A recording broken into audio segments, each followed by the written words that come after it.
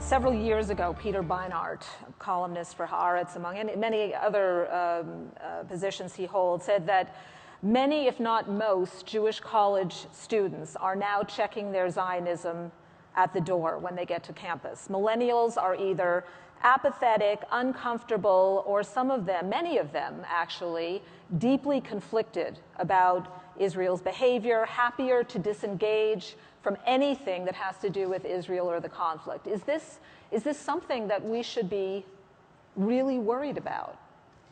I agree with Carolyn that we shouldn't be really worried about it because generally there's still a lot of support for Israel.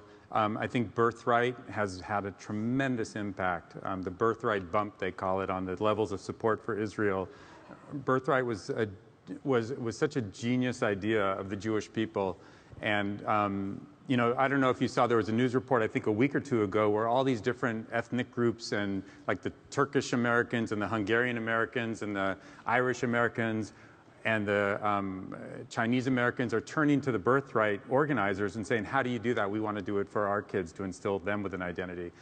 I don't agree with Peter in the sense that the numbers don't really bear out what he's saying. They just don't. No. There's still a high level of interest. And even among the people that have big problems with Israel, they're engaged.